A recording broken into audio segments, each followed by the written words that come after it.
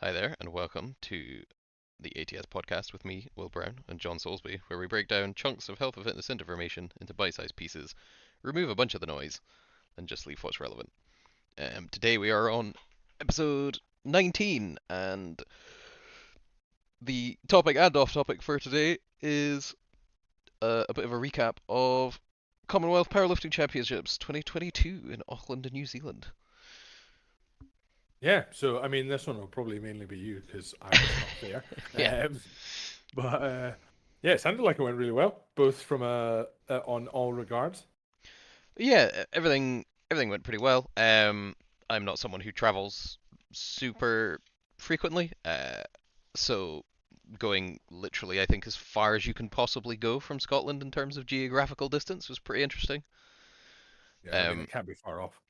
yeah, like we did because a couple of the Kiwi folk from Auckland Powerlifting were talking to us about how there is a website that if you pick a place will show you where you would end up if you drilled straight through, like if you tunneled straight through the world, it shows you where you Right, end yeah, up on the opposite side. I think the closest you can get to New Zealand is like off the coast of Spain if you want to land like right in the yeah, landmass.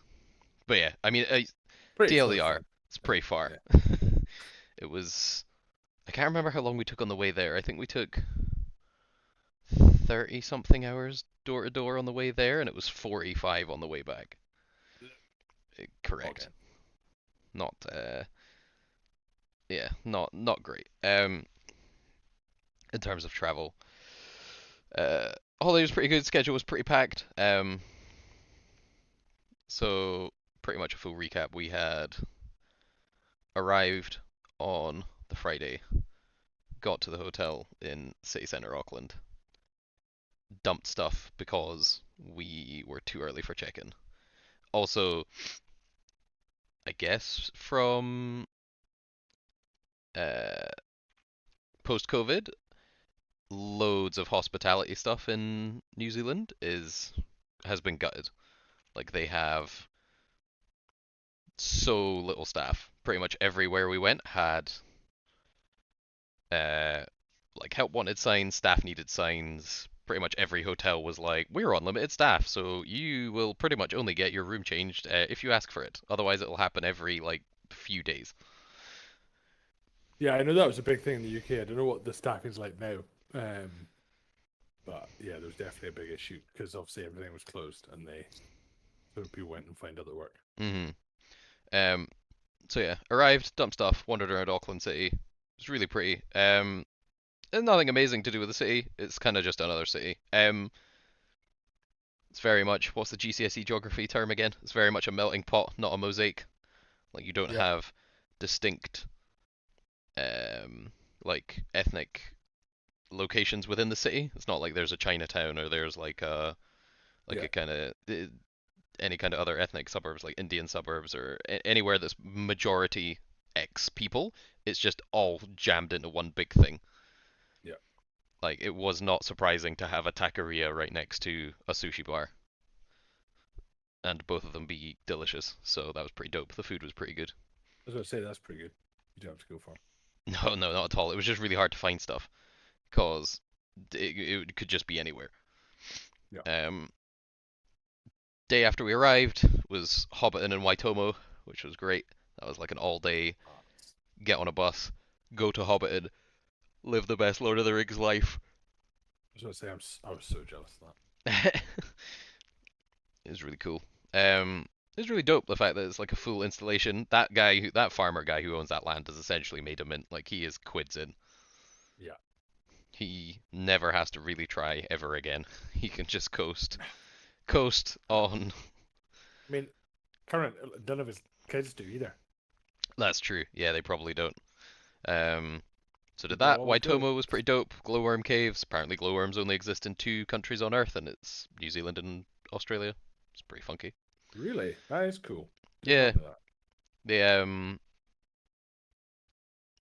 but yeah, it's kind of wild. They had a lot of the I think one of the more interesting things was they use one of the really big kind of spaces inside the caves that they call the cathedral, which is, I mean, it's not massive, but like it's big for a cave. Nope. Apparently they rent it out for like live performances for like musicians and stuff because the acoustics are great. They've had like That's so cool. the Royal New Zealand Opera had a show in it at one point or something, but it only seats like I don't think it seats 100 people even. It must seat like double-digit Yeah, people only. So it's like this very kind of private venue in that's kind of literally class.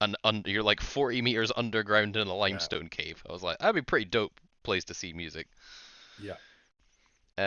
Sunday we packed up shop and moved out of central Auckland into less central Auckland, down to the Dewdrop Event Centre because the Cobb got kicked out of Eden Park by Billy Joel. Thanks, Billy Joel. So we didn't get to lift where the All Blacks play, which is kind of sad. But the Dewdrop Event Centre was pretty dope. How Uh, last minute was that? Very. And the organisers also, from what I understand, hadn't got a refund, so they were out double venue whilst they were sorting out the rebate. So Like that rebate should happen in like can instantly. literally happen in hours. Like it's not difficult. Yeah, but so I think they were out the rental or the deposits that they'd paid and stuff, and didn't get it back until I don't know if they still haven't got it back. But I'll see if I'll try and chat to Paul from Auckland Powerlifting. But yeah, they said that they pretty much had to reschedule the venue on I can't remember when I got the email, like maybe like a month out, which is kind of wild for an event with about 600 people that's a week long. That's wild. Sunday, hiked all our stuff down to the Airbnb. Couldn't check in at the Airbnb by the time we got to the event center, so I just dumped all my stuff in a conference room and took my Cat 2 International Ref exam, or the first part Oh, of it anyway, which was fun. Um, Again, for those people tuning in who don't know about, it's essentially there are certain levels of refereeing in the IPF and powerlifting. You usually have to just serve a minimum amount of time either in the Fed or as a certain level of ref, and then you have to take some sort of written and in this case also a practical exam for passing qualification to be the next highest one. But this one is pretty cool because now I'm an international ref. I can ref world records and stuff. It's pretty dope. it was pretty sick. I literally can officiate at any level. You gotta say you as well. You're the youngest cat two in the UK. I think I'm pretty close, if not it, yeah. Because I Pretty class. think I'm pretty young. I'm younger than the guy who I thought was the youngest. So Right. Yeah. I mean, definitely youngest in Scotland because damn. yeah, definitely youngest in Scotland, but it might be youngest in the whole UK. Maybe half. I don't Maybe know half the age of the next Scotland. the Nah, that's unfair for Showbrand's the the main one is I don't know how young Big Red Light Riley is. There's no way Red Light Riley's younger than you. I mean, maybe. This is a point. Like I don't know how old he is, but if Red Light's younger, he's a Cat 1 now as well. He's not even a Cat 2, so he's done his full cycle. So Woof. if he was younger than me 4 years ago, I think. So yeah, it might be close. Anyway, ref exam was pretty good. I was getting quizzed on it the entire way over because when you're bored and sitting around in San Fran Airport for 8 hours on a layover, you know, there's not much else to do. Uh, San Fran Airport is not great. America, what the fuck is up with your airports? Please. Why are your airports so bad? What was wrong Also, with it? oh, they just don't have having the layout of stuff is just not very good. Like also out of the several continents we traveled through, they are the only people that try and charge for airport trolleys. You know those things you put your bag on? Do they? That Yeah, fucking it's eight animals. bucks. $8 a trolley. See, I've only I think I've only ever like left there or gone. I've never like transited through. So like, yeah, I've not really had to deal with that, but that's mental. Yeah, I think the only benefit that San Fran has that is kind of cool is the fact they have like an outdoor balcony that you can go sit on. It has like sun Yeah. loungers and stuff. But when you Um, arrive at 2 in the morning, there's not much use no. because it's dark. um, it's still nice to get outside though, because you don't have to worry about like leaving the country and having the proper Yeah. paperwork or whatever. It was probably still reasonably warm as well. So, it's pretty warm. Definitely warmer compared to Scotland. Yeah. Um, and then yeah, kicked off the lifting on Monday. Pretty much did my exam, had the powerlifting AGM, like the Yep. Commonwealth AGM, except it's not an AGM. And then the technical meeting, which again they finally figured out the best way of doing things, which is just to like ask people who's missing rather than just go through the entire list of people, most of which people can't pronounce because Yeah. their names are in a different language, pretty much. Which saves a whole heap of time. And then yeah, pretty much coaching Monday through Sunday because we had 1 to 3 people every day, sometimes even more. Uh, Pretty much every day. So it was like a kind of wake up at 6:30 in the Airbnb, Uber over to the event center because Uber was penny cheap. It was £3.50 or something to get from my Airbnb to the venue. Nice. So roll into an Uber, get out the venue, and then start at about back at 7 in the morning, and then get home at about 9 at night. Rinse, repeat for a week. Rinse repeat until Sunday where we just had the morning, and then we all got dressed up and went to the banquet. That banquet looked rowdy. Banquet was dope. Auckland powerlifting and New Zealand powerlifting in general put on an amazing event. Like it was the best. I've not been to that many internationals, but it was the best one I've been to. Like warm up facilities, great. Kit, dope. Like also not even given the fact you're not even giving them the like, oh, you actually had to change venue on a moment's notice because Billy Yeah. Joel bought you out of your other one. Like, yeah, it was pretty sick. Came away. I think we had 2 people win their class overall, which is pretty dope in like That's really dope. remotely competitive classes, which is really good. Um, Tried to get everyone a medal as usual. Not everyone managed it this time because we had like some of the classes were stacked. Also, loads of people in New Zealand are way too fucking strong. Yeah. Like some of the people who were like spotting and loading all week also competed and were also like hella strong. It's like how is this allowed? But no, it was pretty great. And then after the comp, Monday went back into central Auckland to a different hotel. Uh, did the Weta Workshop thing with all the movie. They do loads of like movie practical Yeah. effects, like video effects and stuff. Show you how to make chainmail. Show you how to make like funky leather armor and all kinds of sculpting and all kinds of funky stuff. It's pretty dope. Then Tuesday, very early morning, immediately ousted out of our hotel, got to Auckland Airport, flew to Queenstown in the South Island. Then bummed about Queenstown for the rest of that day. Ate a Ferg burger, which is What is highly that? highly recommend googling. Essentially, it's just this Okay, really Google. weirdly famous Queen. So Queenstown has like kind of West Coast Scotland, Banff, Canada kind of vibes, where it's like there's like a central tourism town, but most of everything that people get up to is either out on the water or up in the mountains. Like there's very little to central Queenstown. Like it's Yeah. very much just a tourist place that things happen out of. But this place called Fergburger has like I don't know the history of the guy Ferg, but apparently they've got like an ice cream place and a bar. They have like 4 different Right. things, shops like right next to each other. But these Fergburger things we got recommended to go to, and it was rammed. Like it was queued outside the door and down the street. That's when you know it's good. Yeah, pretty much. We were like, I think there was like 20 odd people in front of us in the queue when we got there, and so we only Nice. had to wait about 25 minutes because Oh. they go through it pretty quick. But those things were enormous.